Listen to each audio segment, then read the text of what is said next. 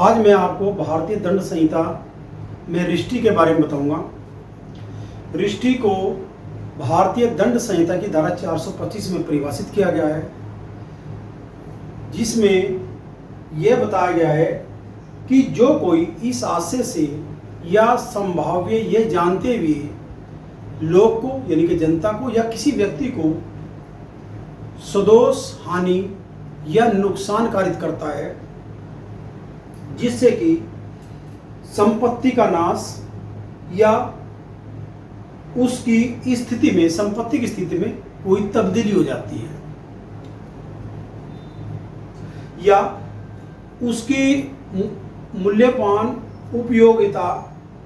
उसका मूल्य या उसकी उपयोगिता कम हो जाती है, तो वह व्यक्ति रिष्टि करता है। यानी कि अगर एक व्यक्ति दूसरे की इस आशय से या संभव जानते हुए जनता को यानी कि लोग को या किसी व्यक्ति को सदोष हानि या नुकसान कारित करने के आशय से उसकी संपत्ति या संपत्ति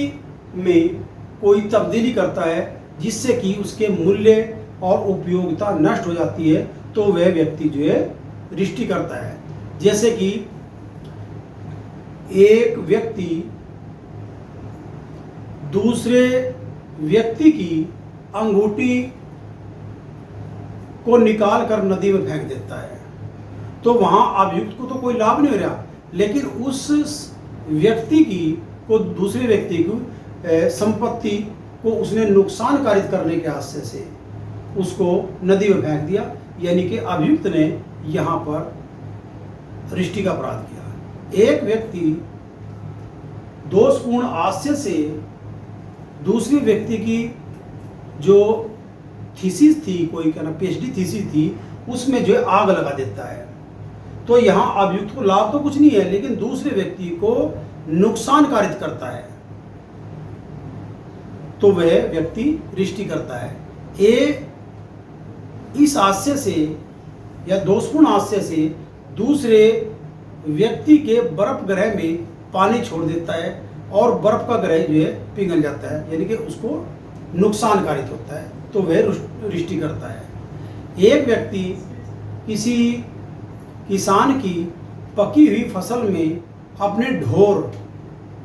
जो है घुस देता है, जिससे कि वह फसल जो है पकी फसल नष्ट हो जाती है, तो वह रिष्टि करता है। एक व्यक्ति अभी आज ही किसी ने पॉपुलर का या यूकेलिप्टस का पेड़ लगा या आम का लगा या किसी अन्य कोई पेड़ लगा और उसको जो है नुकसान कारित करने के आशय से उसको जो है फाड़ देता है, या छोटे पेड़ पर जो है इस प्रकार से ऊपर से काट देता है, तो वहाँ उस संपत्ति यानी कि पेड़ पौधे को जो है नुकसान कारित करता है, तो वह रिष्टि का अपराध करता है। रिष्टि के अपराध में अभियुक्त द्वारा बेईमानीपूर्ण आशय नहीं होता, यानी कि उसको जो है किसी प्रकार का सदोष लाभ नहीं हो रहा, लेकिन दूसरे पक्षकार को सदोष हानि होती है, इसलिए यहाँ बेईमानी का तत्व नहीं है, दोषपूर्ण कार्य है, यानी कि दोषपूर्ण कार्य सदोष हानि दूसरे व्यक्ति को करने के आशय से उसको उसकी मूल्य या उसके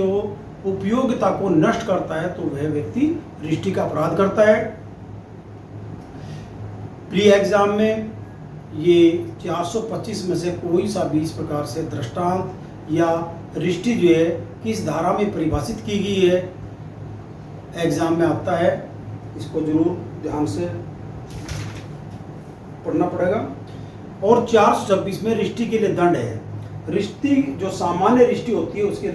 लिए दंड जो है यहाँ पर 3 मास तक का हो सकेगा, जुर्माने से या दोनों से दंडित किया जाता है। 427 में जो है रिष्टि जिससे 50 रुपये का नुकसान होता है, अगर कोई अभियुक्त जो है ऐसी रिष्टि करता है जिससे कि 50 रुपये का नुकसान कारित होता है, तो वहाँ पर 2 वर्ष तक का कारावास या जुर्माना या दोनों से दंडित किया जाता है। जैसे कि किसी व्यक्ति का पेड़ गड़ा,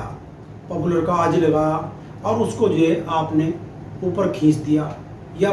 खींचने के पश्चात जो है बाहर गिर दिया, तो उसकी उपयोगिता कम होगी, यानी कि ये संभावना कम होगी कि वह दोबारा से उग सके। तो इसीलिए 50 रुपये से कम का वो किया, तो यहाँ 427 लगती है। 428 में जो है 10 रुपये के मूल्य के जीव जंतु को का वध करने के या उसको विकलांग करने द्वारा रिष्टि। अगर 10 रुपये से कम मूल्य का जीव जंतु है, हालांकि आज के समय में तो नहीं है, लेकिन जिस समय भारतीय दंड संहिता बनी थी उस समय 10 रुपये का मूल्य का महत्व बहुत ज़्यादा था। तो वहाँ पर 10 रुपये के मूल्य के जीव जंतु को वध करता है या उसे विकलांग करता है, तो वहाँ पर जो है अभियुक्त को 2 वर्ष तक का कारावास या जुर्माना या दोनों से दंडित किया जाता है। 429 में किसी मूल्य के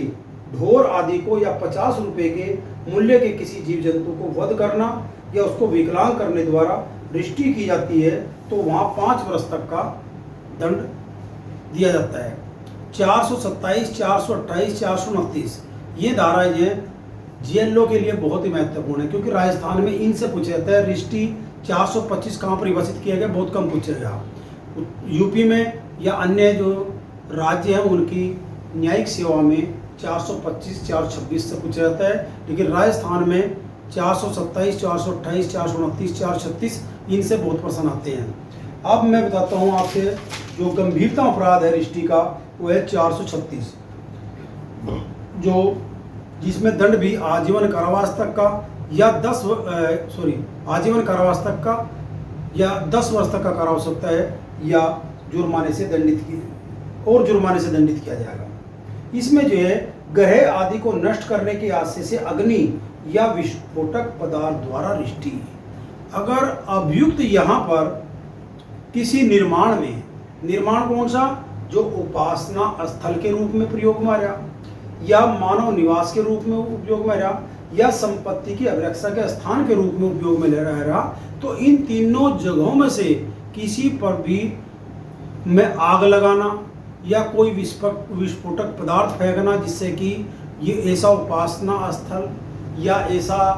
मानव निवास या ऐसा संपत्ति जहाँ रखी हुई है उसमें नुकसान कारित होता है, तो वह अभियुक्त जो आजीवन कारावास से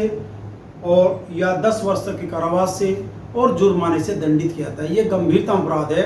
जो कि यहाँ भारतीय दंड संहिता के अंतर्गत जो एग्जाम होता है पीसीएसजे का या एपीओ का, उसमें पूछा जाता है जरूर। ठीक है, रिष्टि के बारे में यही जो सेक्शन जो है महत्वपूर्ण है, जिनसे जो अक्सर प्रतियोगिता परीक्षा में प्रश्न आते हैं। धन्यवाद।